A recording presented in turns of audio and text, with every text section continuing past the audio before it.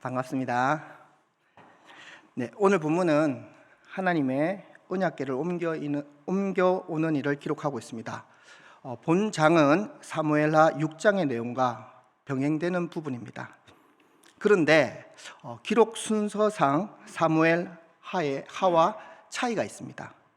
사무엘서 저자는 다윗이 즉위하고 예루살렘을 정복하고 다윗 궁을 건설하고 블레셋 대군을 격파한 사건, 그 다음에 언약궤의 옮김 순으로 기록하였습니다만, 역대기 저자는 다윗이 왕으로 즉위하고 예루살렘을 정복한 다음 왕이 된 후 제일 먼저 언약궤를 옮기려고 했다고 기록하고 있습니다.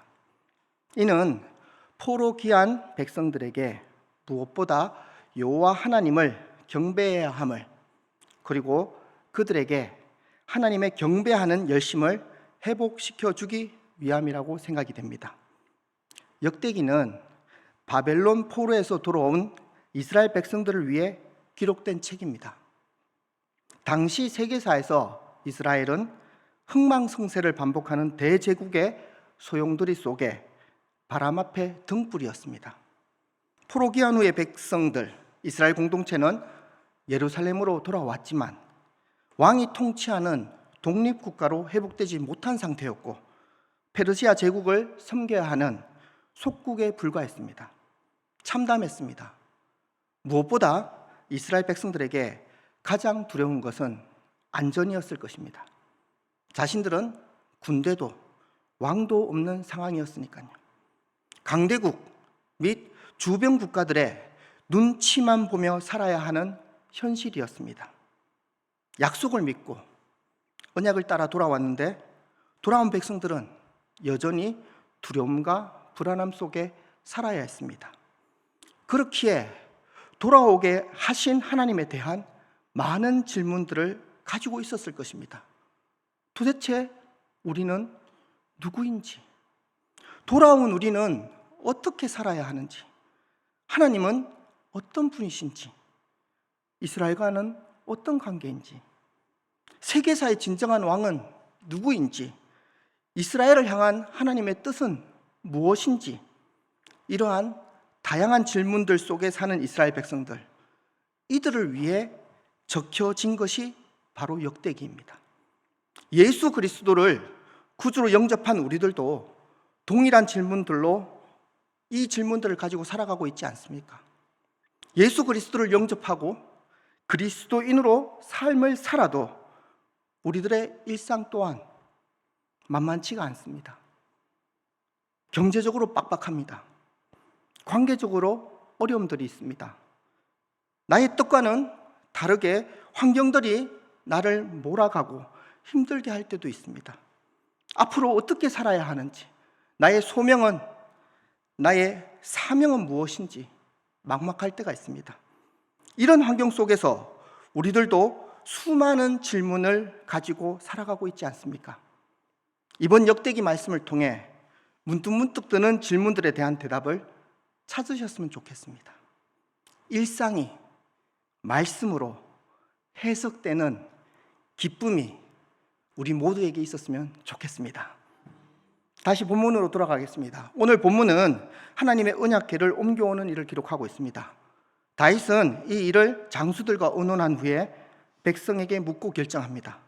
다윗이 온 이스라엘 백성과 함께 기럇 여아림에 가서 하나님의 궤를 새 수레에 싣고 아비나답의 집에서 나옵니다. 궤를 옮기고 나올 때 다윗과 온 백성이 기뻐하며 하나님께 찬양합니다. 그러나 전혀 뜻밖의 일이 일어납니다.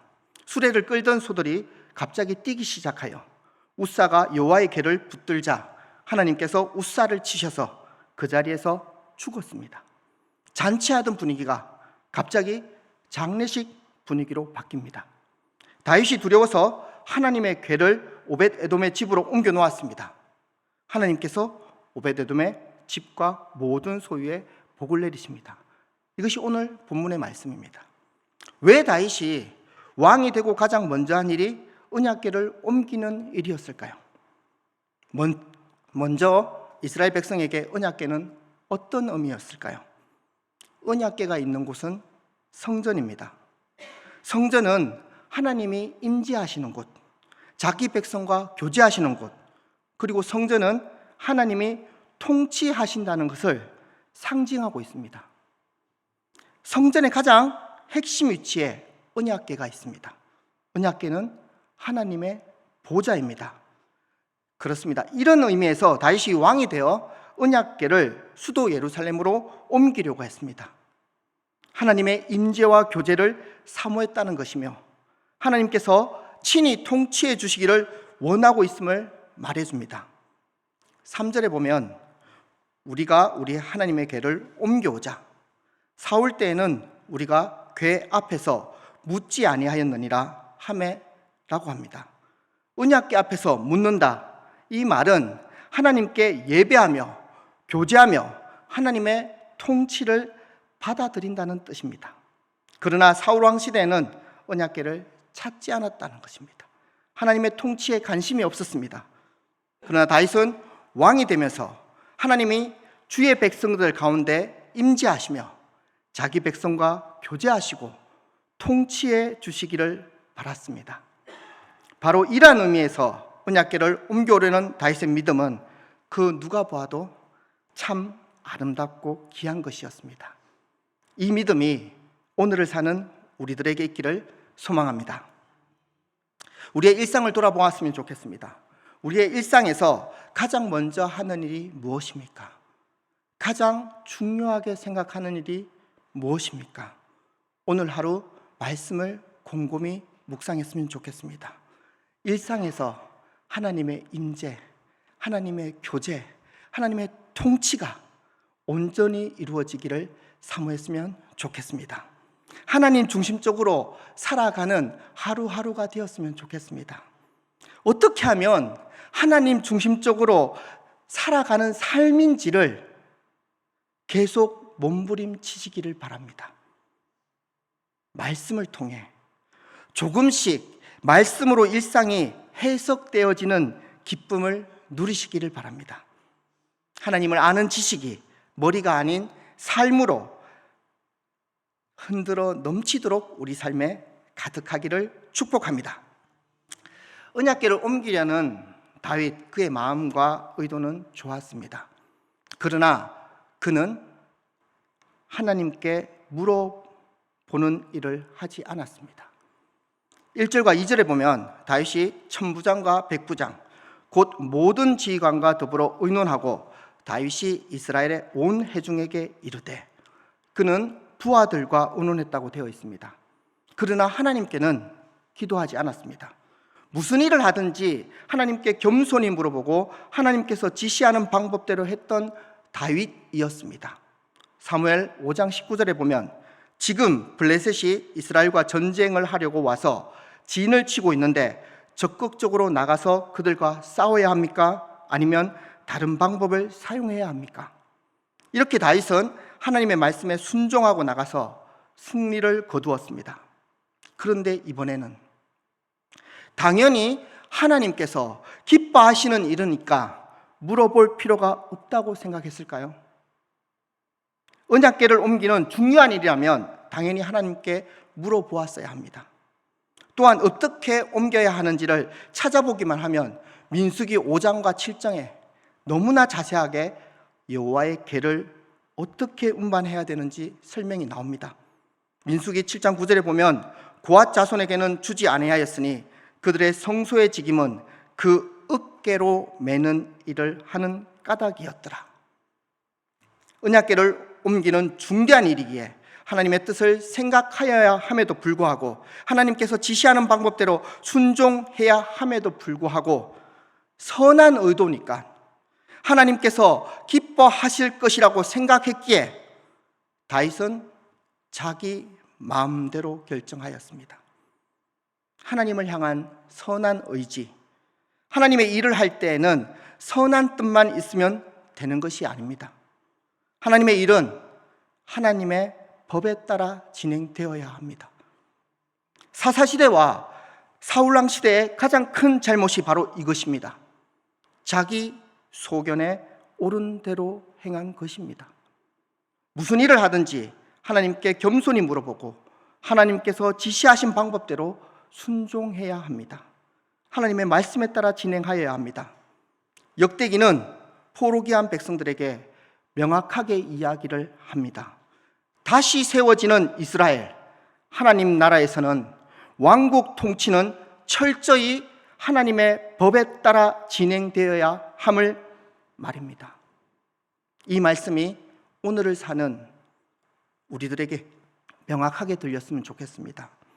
우리의 의도가 아무리 좋아도, 목적이 하나님께서 기뻐하실 만한 것이어도, 방법이 우리 생각에도 엄청 좋은 것이라는 생각이 들어도 우리 소견에 옳은 대로가 아닌 하나님의 기록된 말씀에 따라 순종하며 실천하는 우리들이 되었으면 좋겠습니다. 한 가지만 더 생각했으면 좋겠습니다. 민수기 22장 25절에 보면 선지자 발람이 욕심에 눈이 어두워 가지 말아야 할 길을 가고 있었습니다.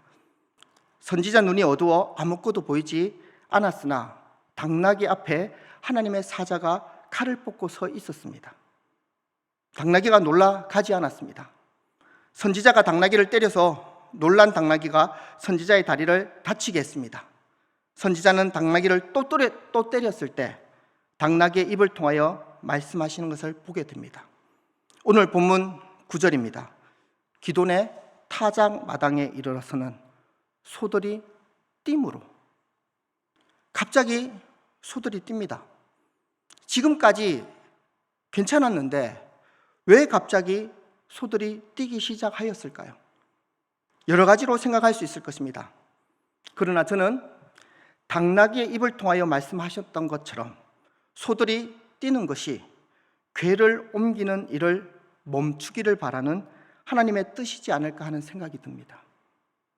다윗과 지도자들은 하나님의 뜻이 어디 있는지 관심이 없었습니다. 하나님의 뜻과는 상관없이 다윗과 이스라엘은 자기들 기쁨에 도취되어 춤추고 노래하고, 한마디로 놀고 있습니다. 8절입니다. 다윗과 이스라엘 온 무리는 하나님 앞에서 힘을 다하여 뛰놀며 노래하며 수금과 비파와 소고와 재금과 나팔로 연주하니라. 그렇기에 하나님께서는 자기 기쁨에 도취되어 있는 이들에게 재앙의 경고의 메시지를 보내셨습니다. 그들은 하나님의 뜻을 물어보지도 않았습니다.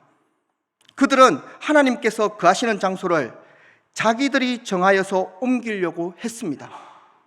하나님께서는 다윗이 정한 곳으로 다윗에 의해 옮겨지시는 분이 아니십니다. 하나님의 궤는 다윗의 소유물이 아닙니다. 우사의 죽음을 통해 궤 이동을 멈춤으로 분명히 알게 하셨습니다. 재앙을 통해 궤 이동의 멈춤을 통해 다윗은 하나님에 대해 새롭게 알게 되었습니다. 그는 자신의 왕권으로 궤를 통제할 수 없음을 깨달았습니다. 자신의 왕권의 이익을 위해서 궤를 이용할 수 없음을 깨달았습니다. 하나님은 사람의 손에 이끌려 사람이 정해주는 곳에서 안식을 하시는 분이 아니십니다. 하나님이 다윗을 선택하신 것이지 다윗이 하나님을 선택한 것이 아닙니다. 그렇기에 겸손하게 하나님의 말씀에 순종하는 것이 은혜임을 다윗은 깨달았습니다. 다윗의 이런 깨달음은 궤를 옮기는 두 번째 시도에 철저히 실천되었습니다. 하나님이 허락하실 때까지 다윗은 기다렸습니다. 그리고 나중에 묵상할 역대상 15장을 보게 되면 여러분들이 알게 될 것입니다. 모세가 여호와의 말씀을 따라 명령한 대로 레위 자손이 채 하나님의 궤를 깨어 어깨에 매니라. 그리고 하나님의 말씀에 순종하는 모습들이 펼쳐지기 시작합니다. 자신들의 기쁨에 의한 축제가 아니라 모든 백성이 하나님께 예배드리는 모습이 펼쳐지게 됩니다. 하나님께 영광 올려드리는 모습으로 펼쳐지게 됩니다. 이 깨달음은 다윗이 평생 간직하며 지키고 살아갔음을 우리가 성경을 통해서 알게 됩니다. 후에 다윗은 압살롬의 반역으로 예루살렘을 떠나게 될 상황이 생깁니다. 이때 제사장 사독이 레위인들과 함께 하나님의 언약궤를 모시고 자기를 따르려고 하자 다윗은 이를 거절하고 괴를 다시 예루살렘 성으로 돌려보냅니다. 그때 다윗은 고백을 합니다. 만일 내가 야훼 앞에서 은혜를 입으면 그분께서 나를 돌아오게 해서 개와 그 있는 곳을 보게 하실 것입니다. 그러나 그분께서 나는 너를 싫어한다 하시면 나는 준비가 되었습니다. 그분의 눈에 좋으실 대로 나에게 하실 것입니다. 이것이 다윗의 고백입니다. 다윗은 자신의 예루살렘의 기한의 여부가 오직 여호와께 있음을 고백하였습니다. 다윗은 자신의 구원, 승리를 위해서, 승리를 담보하기 위해서 하나님의 궤를 소유할 수 없음을 분명히 알았습니다. 하나님은 우리의 소유가 아닙니다. 우리의 성공을 위해서 사용하는 그런 분이 아닙니다. 우리의 문제를 해결하기 위해서 사용하는 그런 분이 아닙니다. 나의 이익을 위해서 사용하는 그런 분이 아닙니다. 하나님의 궤를 내 마음대로 사용해서는 되지 않습니다. 하나님을 내 마음대로 조정하여서도 아니 됩니다. 그분의 절대 주권을 인정하고 그분의 말씀에 순종하며 살아가야 하는 것이 우리의 삶이라는 것입니다. 말씀을 정리합니다. 일상에서 하나님의 임재, 교제, 통치를 사모하시길 바랍니다.